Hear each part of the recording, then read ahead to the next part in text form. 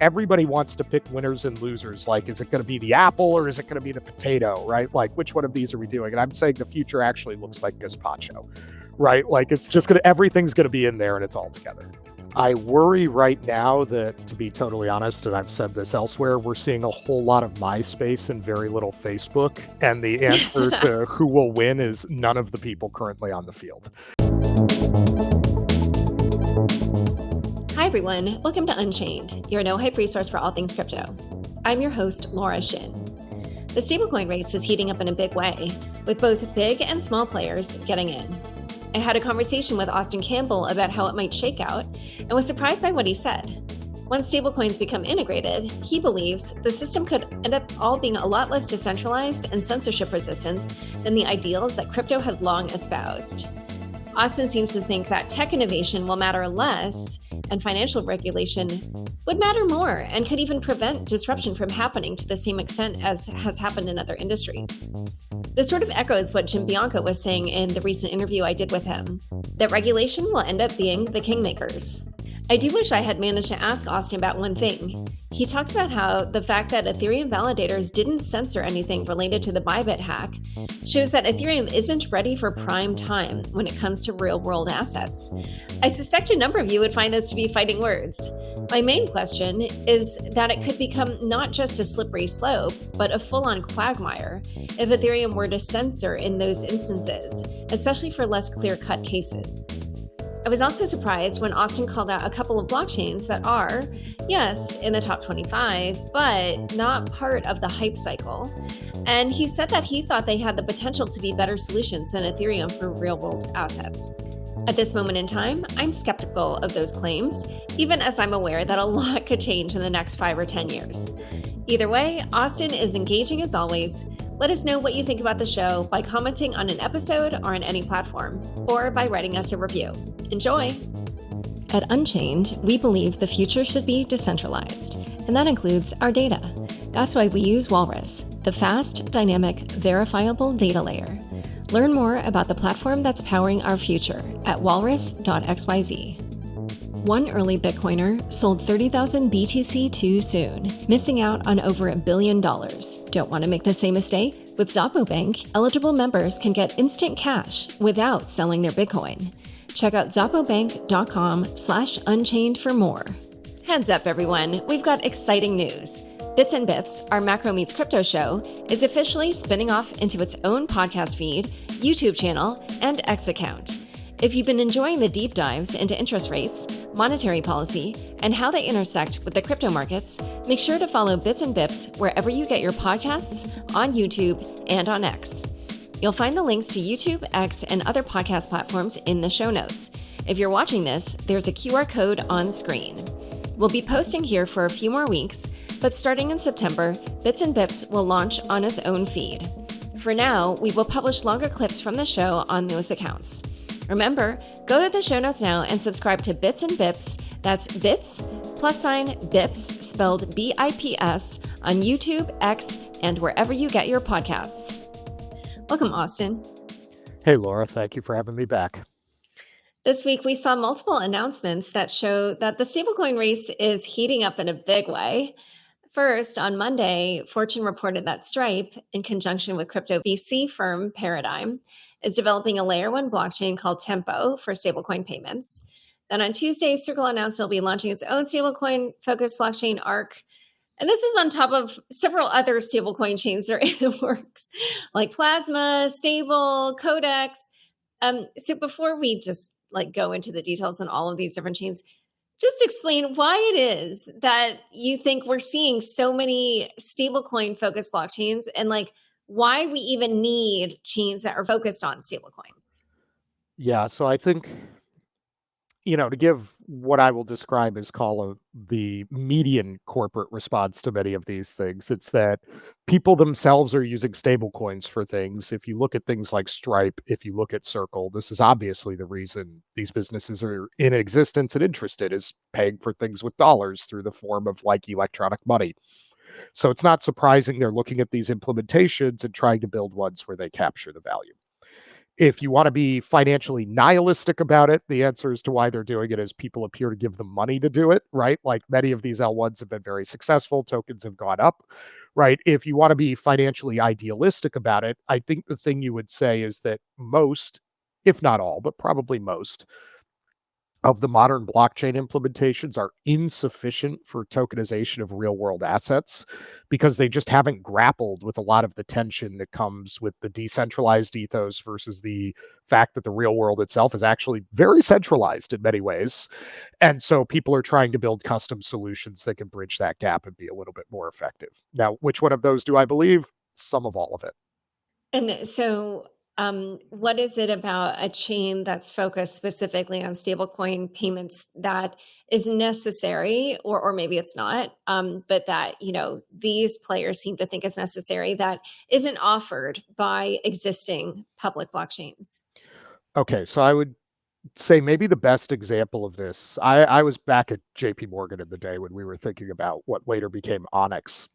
And one of the things you think about with financial applications is what are the transaction preferences of the underlying people and what are they using it for? So, like a good example of the critique of the architecture of Ethereum that I think is meaningful is if we were to try to put all payments on Ethereum and it's lunchtime and I'm standing in line at a deli and I'm trying to buy a sandwich and I've got a tap to pay. And when I do that, I pay some tiny gas fee and stablecoins go to the other side. And Taylor Swift decides lunchtime is a great time to drop a new album and people are buying it at the same time. I don't want to pay $100 gas fee to buy my sandwich. Right. And so transaction preferences are not monolithic, right? Like the speed and level of security that you need is definitely diffuse. Like trying to rush to buy a limited edition NFT versus buying a sandwich versus, I don't know, clearing a $50 billion repo trade all have very different parameters to them. And so at on one level, it may make sense for there to be certain very payment focused chains that have very predictable and low fees so that you don't end up in a situation where like nobody can buy lunch because of Taylor Swift. Not an insult to the Swifties, right? Just a conflict on the platform. Two, I think there is also the issue that you run into there of things like spam resilience and like why do you have blockchain fees to begin with? And very purpose oriented chains where maybe you can only do push payments eliminate a lot of that behavior because like if you want to spam me by sending me many small amounts of money, I guess, sure, thanks. And so less features is sometimes more for some of these chains. The last part, and this I think is very under discussed in the blockchain world, but like having dealt a lot with stablecoins, I think about it a lot, is the security component of that. And the example I use to describe this, we can use stablecoins, but I'll use something that's hopefully a little bit funnier for the audience, is if we tokenize a lot of real assets so that people can, buy them and pay for them on chain, and one of the things we tokenize is title for house. If somebody's grandma's house is tokenized and the NFT gets stolen by the North Koreans, what do you do? Right. And by the way, there's a small subset of people in crypto who will say, well, I guess the North Koreans own the house now. And my answer to that is that cannot possibly be how this works. Right. Because the US military has strong views on the North Koreans attempting to move into somebody's house. And it's not going to happen. This is back to my point of like the blockchain may be decentralized, but the real world is not. Okay, so now the question becomes how do you get it back? And to your point on blockchain architecture, the first answer I'm going to get from people is, well, issuers will have freeze and seize capability and therefore they can take the house back. And I say, yes, that's good, unless it was the issuer that got hacked and compromised. And if that's the case, what do we do next? And the answer there is really either you need a controls framework and validator set that will individually revert transactions and keep things somewhat permissioned, which is how a lot of the banks and payments companies think about this. So if you look at the architecture in a lot of the bank chains, there is transaction reversibility. Or you're going to need to drop an entirely new smart contract, repudiate the old one, and essentially replace all the tokens as of a point in time. And the problem with that is if you're doing that second approach, you essentially can't have DeFi in its current form. Because if that happens to like USDC, I invite all of our listeners to think about what happens to all like the USDC ETH or like USDC Curve, like AMM pools, and what happens to all the borrow lend protocols when Circle repudiates its old smart contract and drops new ones. Hmm. Okay. Well, then I'd be so interested to hear because, like, we're entering this phase where clearly there's gonna be a ton of competition. And so I'd love to just go through one by one and hear what you think are kind of the advantages and disadvantages of these different chains. So let's start with the Tempo one, which is the one that Stripe is doing apparently with Paradigm. And it's actually going to be led by Matt Wong, Fortune reported, who's also staying at Paradigm at the same time. It's sort of like I know this isn't exactly apples to apples, but like it reminds me of like a Jack Dorsey type of thing. Like I'm just gonna like lead a whole bunch of different things. um, but I'd be curious to hear, what you think are the main advantages that Stripe would have or Tempo would have, and disadvantages. So I actually think the main advantage there is literally Stripe. And what I mean by that is the current world largely does not exist on blockchains, right? If we look at the amount of money flowing through blockchains, blockchain people get very excited and it feels large when numbers of annual settlement get into the trillions. But I will remind everybody that international wire transfers alone are 1.25 quadrillion annually as an estimate, a number so large it sounds like my 10-year-old made it up. And so the amount of activity on blockchains is still extremely small. Stripe has a large and significant payments processing business using traditional rails. So, if Stripe also has a blockchain and they could effectively do the sandwich, that is to say, now people can pay for things on chain. And if the receiving person on the other side wants dollars in a bank account, Stripe is going to be one of the entities that could be very good at functioning as a bridge, pun intended, given their acquisition, between these two sort of spaces. And that to me is probably the biggest advantage Stripe has. Number two, boy, do they have a lot of customers, and specifically customers in the merchant space if you look at who Stripe deals with. And so, if we're talking about something that could scale, something that can be used by regular two-legged people without being like deep technological experts, and something that can exist in both worlds, Stripe's got a pretty decent shot at it, right? Like, there may be better, but anybody better is probably an even more scaled financial institution. Like, is JP Morgan going to launch a public L1? If not, Stripe's in pretty good shape. And by the way, if you're watching for canaries in the coal mine of if this sort of thing is working, look for what the other payments companies do in response or to evolve their own platform offerings. So, like the Visas of the world, the MasterCards of the world, PayPal, who already has their own stablecoin. Oh, okay. Huh. Interesting. We'll circle back to that in a moment. So now let's talk about Arc, which is Circle's new blockchain that they announced. And that one they announced, around like right when they did their earnings report. I'm sure you saw, like people like Adam Cochran tweeted, "This isn't an L1, and it's offensive to call it such.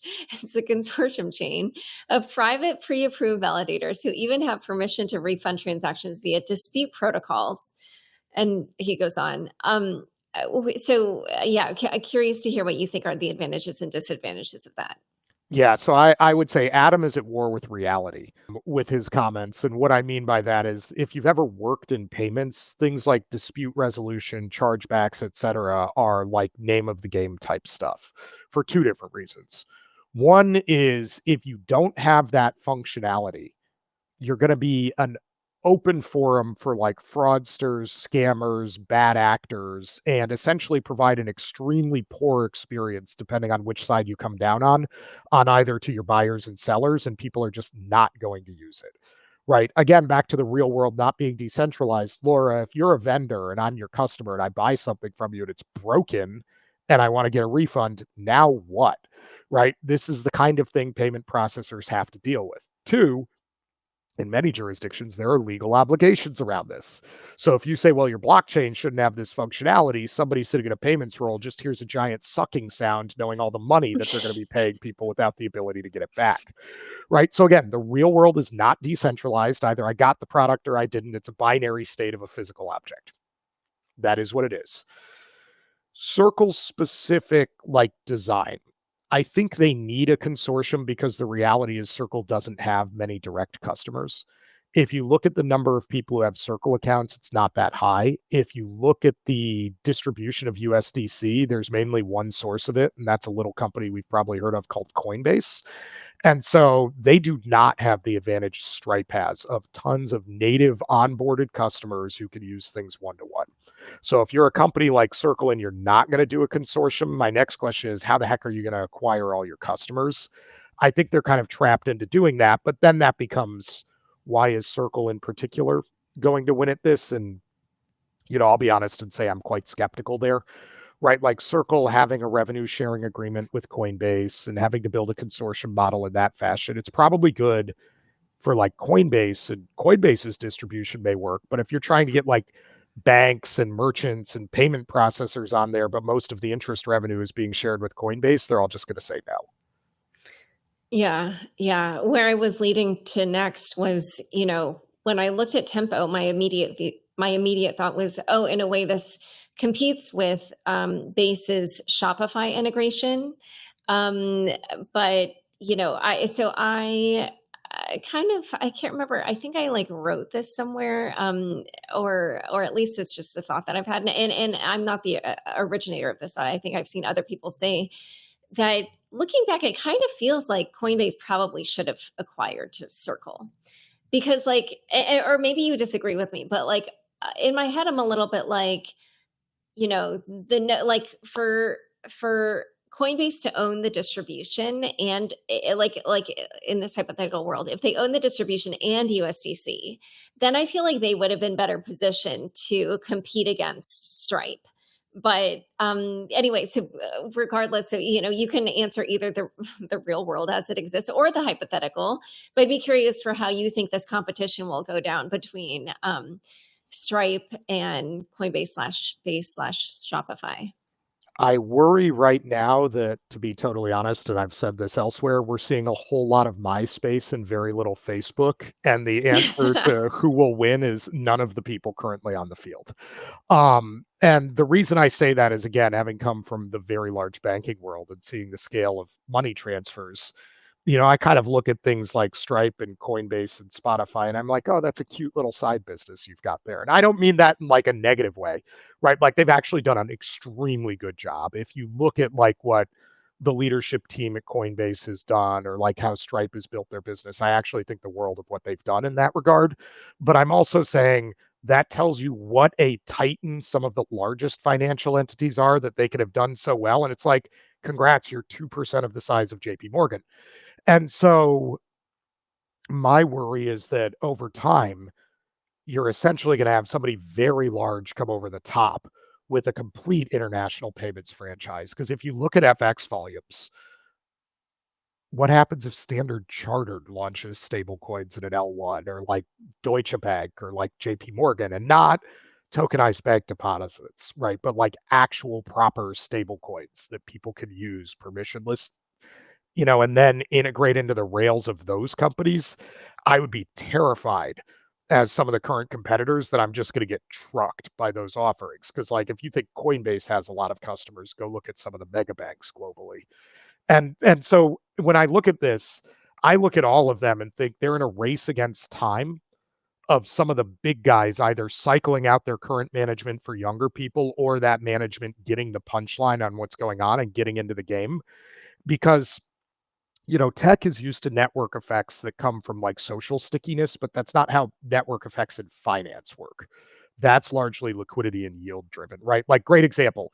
It would be trivial for me to build like a relatively significantly productive, call it asset gathering business in the money market space if I'm willing to pay an above market interest rate by just burning capital on my part. But the problem is those those customers are not sticky. The moment I stop doing that, they'll leave and go to other options. Like, it's a constant dynamic rebalancing. And what it means is the really big players who have distribution and can cross subsidize are very hard to compete against. That's why we can't, like from 2008 on, get rid of these SIFI banks. Okay, so in a moment, we're going to talk a little bit more about how this competition will play out. But first, a quick word from the sponsors who make this show possible.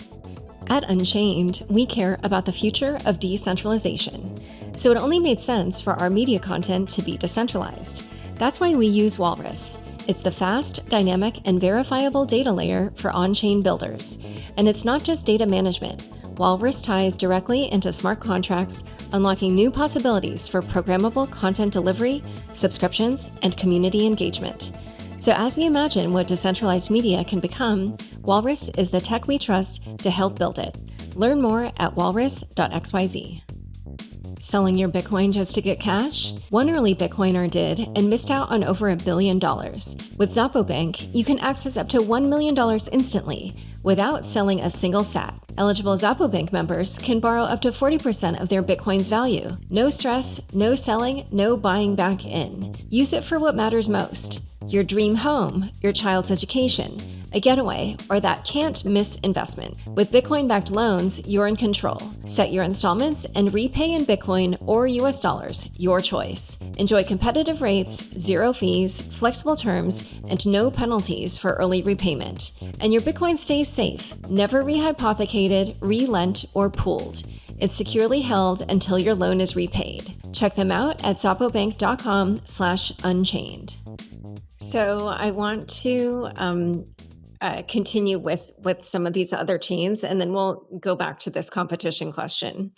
We have in the works this Plasma blockchain. We have another one, Stable, Coda. We don't have to go through all of them, but some of them have like pretty heavy-hitting investors or teams behind them. Tether is obviously involved in Plasma, so or Stable, or they invested in Plasma and then they're building Stable. So can you just talk a little bit about how you think about those chains and how they might compete in this environment? Yeah, so one thing I'll say, I said this earlier and I'll remind everybody again, transaction preferences are not monolithic. I think what we're looking at right now is a landscape where we assume all of these people are competing against each other may be wrong, right? Because like to give a like metaphor to make it accessible to people, I live in New York City. All of like the Yankees and the Mets and the Knicks and the Nets and the Giants and the Jets are professional sports teams here, but they don't all compete against each other, right? Like there is competition within the subsets, but if the Giants are playing the Knicks, something has gone terribly wrong.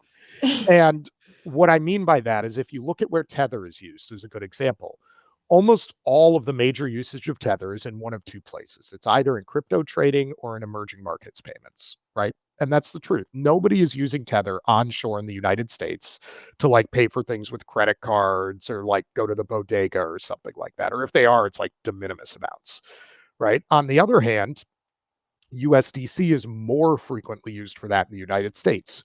You can get literally a Coinbase debit card if you have a Coinbase account, have USDC in your account, go tap to pay with things in the United States. They're like different segments of the payments market, which is bigger than people think. And I think what you're going to find with many of these efforts with the blockchains is that the user base and the core activity of the people involved are going to drive where they focus their efforts.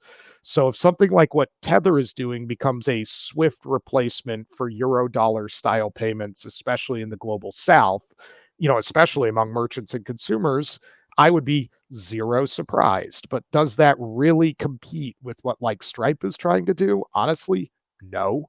In fact, they may interact with each other in a way that creates more market opportunities for them than if neither existed, right? Or even only one existed. So, as I think about competition, the traditional space is so large. And many of these efforts are relatively like attached to current things that have been sort of niche expansions that I think most of them a little bit like the early internet, Laura, are supportive of each other by existing because they're just drawing more attention to the space. I really think all of them are eating away like tiny piranhas, right, at the behemoth that is like Visa or MasterCard. Okay. So, earlier when you talked about how you felt like a big bank, would kind of look at any of these efforts and scoff. I mean, the history of technology is littered with incumbents that could not disrupt themselves or would not. I mean, just even in our lifetimes, like Blockbuster, Borders, Kodak. I mean, this has happened just so many times. So, what makes you think that traditional banks could really, be competitive in this area? So I'm going to point out something important about what you just said about all these disruptors. How many of those were financial companies? I mean, none of them, but Finance is different. And what I mean by that is tech is usually not the driver of results, right? Like I worked at a bank that on day 1 in training, the CEO came on and said, "We have bailed out the US government twice in the past 100 years, and I expect you to behave accordingly." Right, and what I would say is finance is a scale game, not a technology game, and often the technology matters less than people think, so long as it is sufficient to get the job done, right? Like, whether you get the best price or not on a bond trade often has very little to do with whether JP Morgan or Goldman Sachs's or Morgan Stanley's technology is incrementally better. It's actually the risk management judgment of the traders, right? And so the reason that I look at this and sort of as both a banking person and a blockchain person say sometimes I think people are missing the punchline is it's a very sort of tech thing to want to compete on the verticals that they understand without understanding the verticals that actually lead to results. So I'm a little bit more skeptical of these results from companies early on leading to massive restructuring of the total financial system. I think the area that's most amenable to what you just said is payments, because payments right now have a lot of market structure problems that are, let's be honest, partially regulatory more than technology. Like banks, if they wanted, they're not going to. Let's be clear. Banks are terrible at working with each other. But if they wanted to, all of them could just put together a shared private database to do instant payments globally right now, right? There's not a technological block around that. There's a willingness blocker. And so disruption there, I think, is very meaningful. But banks are giant entities that do way more than just payments. And like one of the things I very much always caution people about is do not generalize from your local circumstances as somebody who is like a retail customer of a bank to what the business of the actual bank is. For many of these banks, the retail customers are like a small like pocket of the world and not an unimportant one. But like if JP Morgan's entire consumer business like Chase vanished tomorrow, they're still a gigantic financial institution, right? And so what I'm trying to drive home here is this is a very complex multivariable problem of which tech is only one pillar. And that's why I think I bring a little bit more skepticism on massive transformation there. Also, because there's a coordination problem, right? Like if somebody adopts a method of payment, but the guy on the other side hasn't, you can't transact. And so it really is the global liquidity network that matters. So I think rather than the traditional tech model of like incumbents being disrupted and being completely destroyed and then a new thing rises and then they'll eventually get disrupted and destroyed and then a new thing right like the sort of shark fin model of technological development.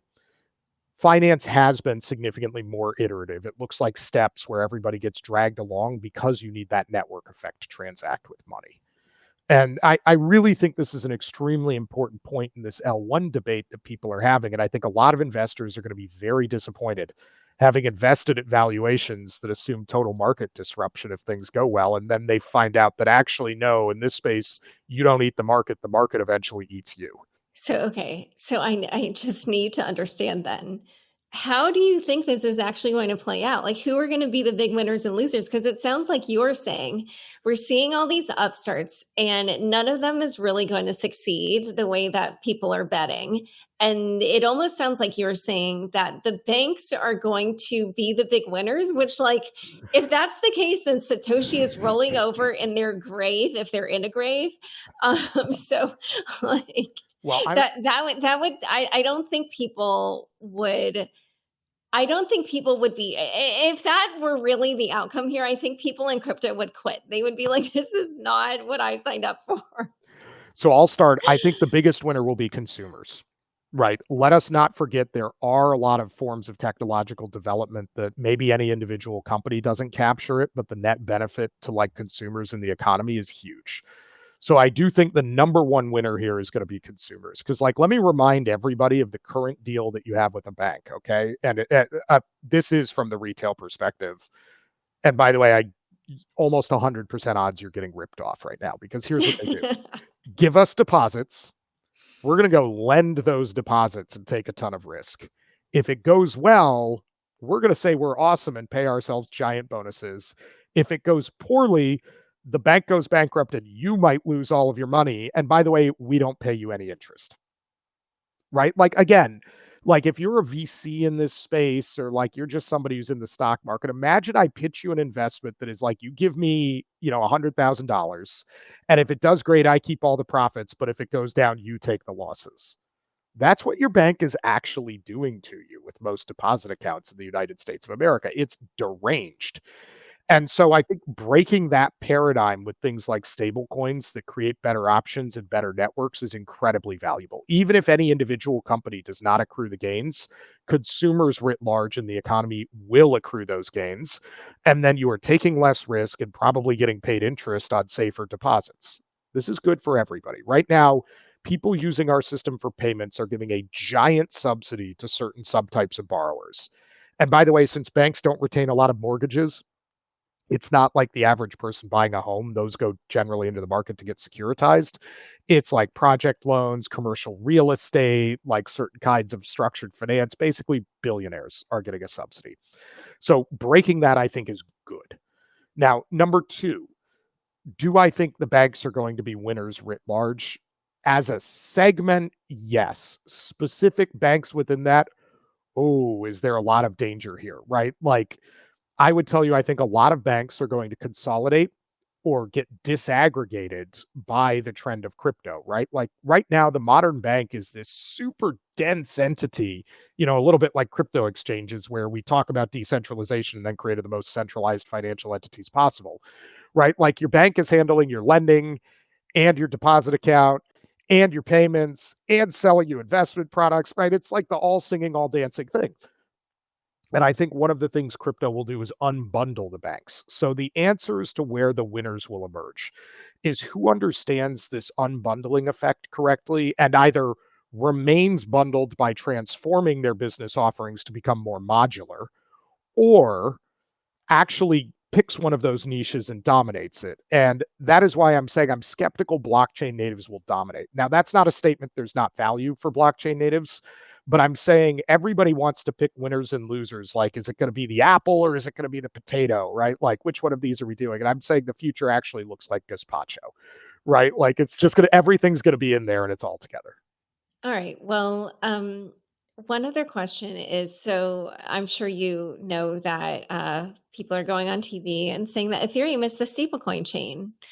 And I was just curious what you thought this particular activity would have on, this narrative for Ethereum. Yeah, so I actually said this at an event yesterday put on by the Ethereum Foundation. I don't think Ethereum is ready for prime time for real world asset issuance for the exact reasons that I just previously described. Like we just witnessed with the Bybit hack that the Ethereum validator set is currently in a place where they're not really willing to do things about significant exploits. And so I would ask the entire Ethereum community, let's assume a worst case scenario happens and Tether or Circle's private keys get compromised. And a hacker is now in control of the smart contract on Ethereum for USDC or USDT, including all of their freeze and seize capabilities. What do you do? Right? Like, what are you doing with your hands? What is your game plan at that point? Because it's going to break everything on that chain. And until we have significantly more mature risk management tooling around like the Ethereum product, it is not ready for prime time. And like again, as a financial practitioner, I've heard so many people tell me, well, this has never happened before. It's not a risk. And I'm like, this is how people blow up nonstop. Like, you've just told me what I heard from long-term capital management. You've just told me what we heard from the MBS people. You've just told me what I heard at JP Morgan when the London whale was going on. Like, oh, it's fine. There can't be a problem. Okay. The fact that a risk has not explicitly happened yet is not a statement that it won't happen in the future. And so there are design and functionality things that are like well known in traditional finance that could have stopped a lot of these hacks. And so people are going to look at them and be like, if you don't build them, we are going to, I don't know, go launch an L1 that has these capabilities, which may partially explain some of the trend we're seeing right now. Right? Like to give a really trivial one, if people remember the Mango Markets hack with Avi, right? A lot of the issue there was that Mango Markets was lending against spot prices and illiquid tokens, which is insane, right? If I'm on a repo desk at a major bank and I have something that just ripped 100% in the past 20 minutes and somebody comes to me to borrow against it, I'm not using that price to loan to them. I'm going to take like a 48-hour trailing average at a bare minimum and be like, yeah, I'll loan to you, but like a 10% LTV on this current price. Like, stop it. Right. And again, these are very common things that are understood. So, really, the dialogue between both sides needs to improve. Because, again, there are real technological benefits to open access consensus ledgers. That is very important and it will matter. But if you can't build in some of these risk management frameworks, right, we're just going to end up at a point where it's like we have two equally broken systems talking past each other. Okay. So this is so interesting because, here I started the conversation by noting all this activity and the thesis, and tell me if I'm wrong, your thesis is that forget about all these like upstarts. It's going to be the big banks that win the day or Not just banks, asset managers, payments companies, some of the upstarts. My thesis is that people like to think of markets like literal financial markets in the form of discrete winners and losers, as though like it's, building A wins or building B wins. okay. But okay, so then which of the upstarts do you think are best positioned to capitalize? Okay, so I'll say some things that I think will probably surprise people here, especially given the tenor of some of my previous comments. One, Bitcoin. Obviously, there the credible neutrality is very important. Bitcoin has never said I'm trying to be a regulated financial asset used for these things. I'm trying to be like extra sovereign money, or however you would term it, and they're doing a good job of that. So in Bitcoin's case, if the North Koreans steal it and somebody goes, "Yeah, they're the legal owner now," that's kind of working as intended, which tells you there are some things it will be very good for and some things it's unusable for, but I think there's product market fit there. I think stable coins have definitely been a winner, right? Like how we have designed getting units of currency onto a blockchain and moving around dollar tokens is a big win. Now, does that mean Circle or Tether are the long-term winner? No, but stable coins as a product, definitely yes, they are here to stay. Of specific upstarts within that space, look, Coinbase has gotten big enough that they're going to be something. Either they get acquired by somebody gigantic or continue growing themselves. I like their odds, right? Circle, a little bit less clear because if you look at money supply versus the size of Circle, they're much smaller on a relative basis than Coinbase. If we're looking at L1s that I think are credible, like I'll say some things that I think people are going to be surprised by. Probably the best answers to this security question that I talked about from the RWA side currently come from people like Avalanche, right? Because if you look at how you can build subnets, that's actually a legitimate solution to the problem that I just raised. Stellar. And I'm sorry, so a subnet, can you explain just like why that is preferable over, for instance, like an L2 on Ethereum? You could have a subnet with a fully permissioned validator set that's doxed. So the problem with the current L2 design for Ethereum is you have a single sequencer, right? So, I if I'm Base, I have to go as Coinbase to pitch to Binance, hey, why don't you put your stuff on like my thing and I take all the profits? That is a hard conversation, right? An Avalanche subnet, because of the consortium model, right? As we think about credible neutrality, that's a term that is really under discussed in crypto. Because here's one form, like Bitcoin or Ethereum on the base layer. Okay, well, let me give you another potential form of credible neutrality. Imagine an Avalanche subnet where the validators, which are permissioned, so randos can't join, are like the 500 largest financial companies globally. I think it's going to be hard to individually expropriate things on that chain, but that doesn't mean that any one of them can just change the rules, right? And so those sorts of consortium or consensus models have been very underexplored in blockchain, but have been incredibly successful in financial history. An advantage I have as a business school professor is reading about that stuff. And so that's why I think about something like an Avalanche subnet over a centralized sequencer. It's decentralization, but in a very different form. Right. And then if you're looking at asset controls and like permissions and identity and authentication, there are people like, say, Stellar is a good example of somebody who's actually thought about that a lot, even though everybody likes to pretend they don't exist. Or if you're looking at just interdiction, look at what Miston Labs did with the Cetus hack contra like the Bybit hack on ETH. So there are people making very serious efforts at this, and the question becomes who adopts them and where does the value accrue? All right, Austin. Well, it's always super interesting to chat with you. You said a number of things I didn't expect you to say. So thank you so much for sharing your thoughts on Unchained. Thank you. I hope it was useful and maybe surprising in the good way for some people. Yes, it was. Heads up, everyone. We've got exciting news.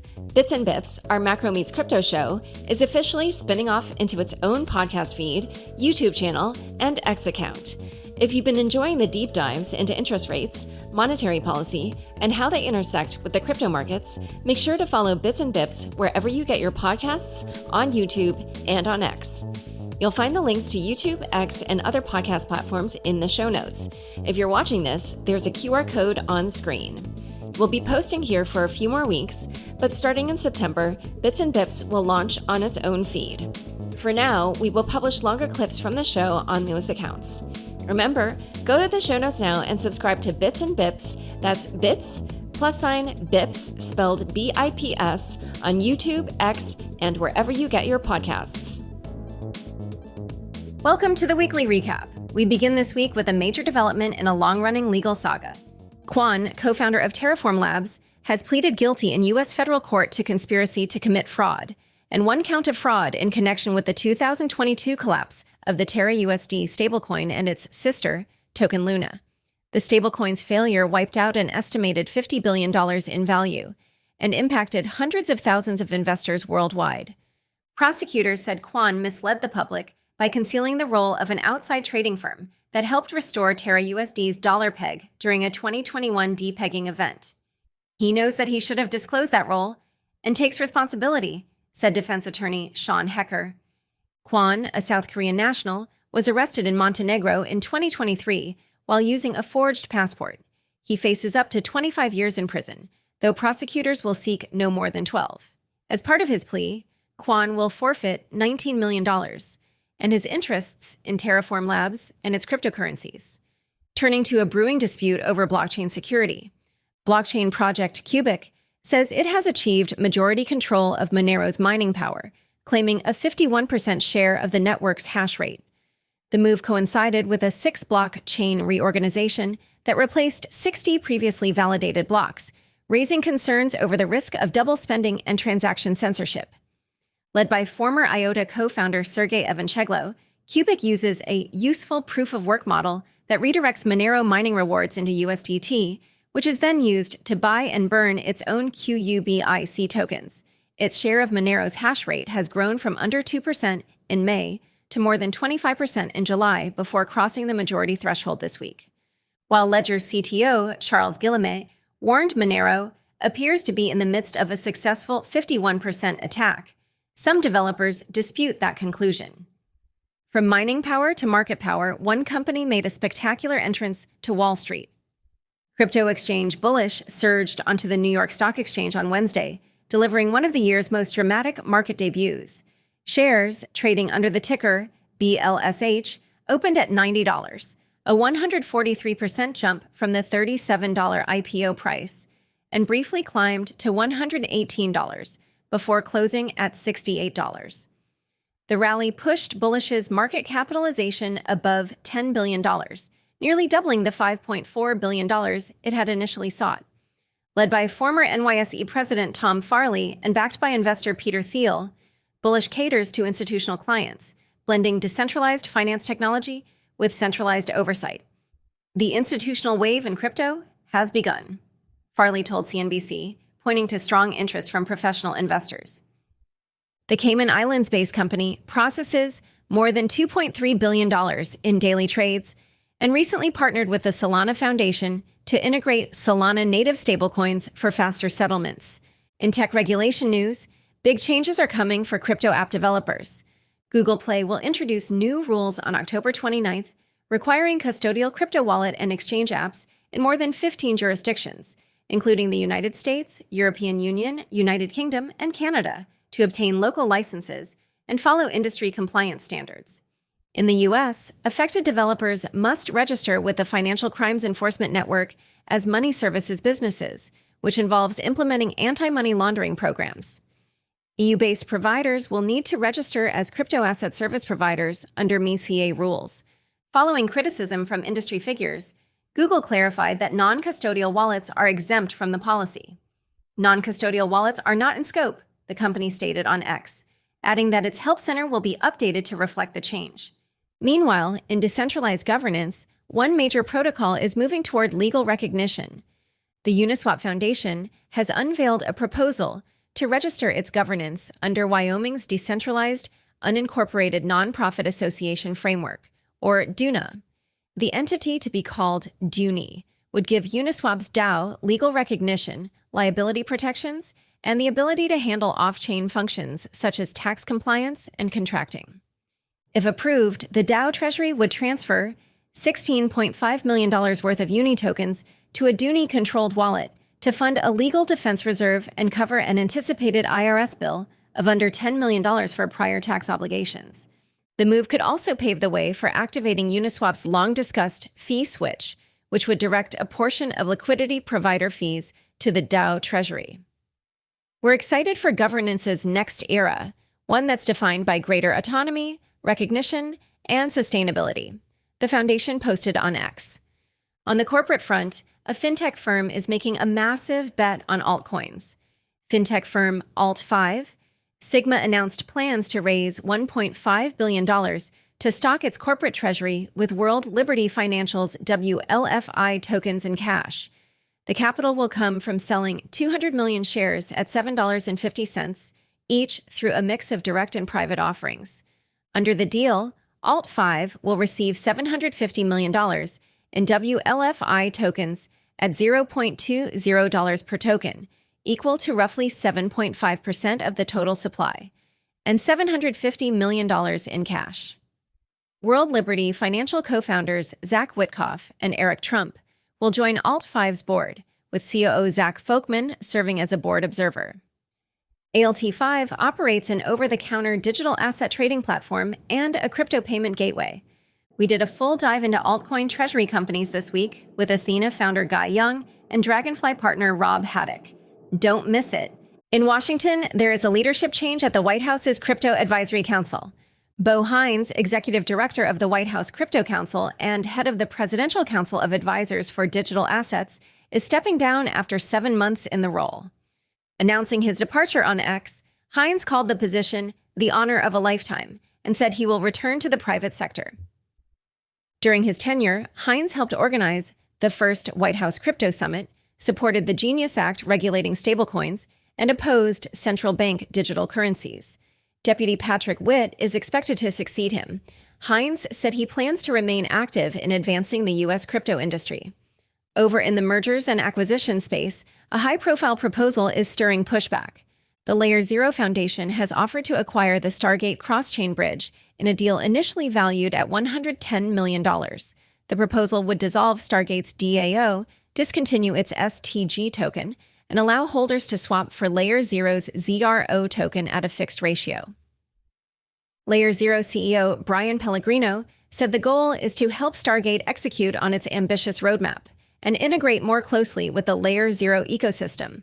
Stargate, launched by Layer Zero in 2022, is described as the industry's most used bridge, with over $70 billion in historical volume.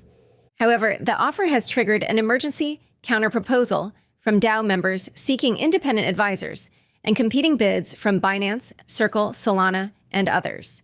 Critics have raised concerns over conflicts of interest, as both projects share founders and major token holders. The acquisition requires 70% approval from STG holders to pass. And finally, a patent fight that could shape the future of bank-issued stablecoins. Wyoming-based Custodia Bank says it may hold a competitive edge in the post-Genius Act stablecoin market through a U.S. patent granted in 2022. The patent covers tokenized bank deposits, cryptographic tokens issued by banks and backed one-to-one by fiat deposits, and could apply to bank-issued stablecoins now being explored by major institutions such as J.P. Morgan, Citigroup, and Bank of America. CEO Caitlin Long said, "Custodia is aggressively pursuing infringers, though no legal action has been disclosed." Experts note the patent could serve as a bargaining chip, enabling licensing or cross-licensing deals, while also cautioning that its validity could be challenged. The renewed interest comes as banks ramp up stablecoin initiatives under the new federal law. J.P. Morgan has already piloted a USD deposit token on Coinbase's Base network. Custodia, meanwhile, launched the Aavit stablecoin in March with Vantage Bank. aiming to build a consortium of smaller banks protected by the patent. Time for fun bits! BitMEX co-founder Arthur Hayes just speed ran the crypto trading cycle. Sell low, buy high, and hope for the best. A week ago, he dumped 2,373 ETH for about $8.3 million at $3,507 each. This weekend, he marched back in with $10.5 million in USDC, buying them all back at over $4,150. On X, he tagged Fund Strats Tom Lee and vowed, "I pinky swear I'll never take profit again." Crypto trader James Wynn couldn't resist. Arthur sold the bottom, bought the top. When he aped back in, it was an insta-short signal. But jokes aside, Hayes' FOMO might be paying off. By the time of this recording, ETH was trading above $4,500. Sometimes the wrong trade is just early performance art. Unchained is produced by Laura Shin, with help from Matt Pilchard, Juan Aranovich, Margaret Curia, and Pam Majumdar. The weekly recap was written by Juan Aranovich and edited by Stephen Ehrlich. Thanks for listening.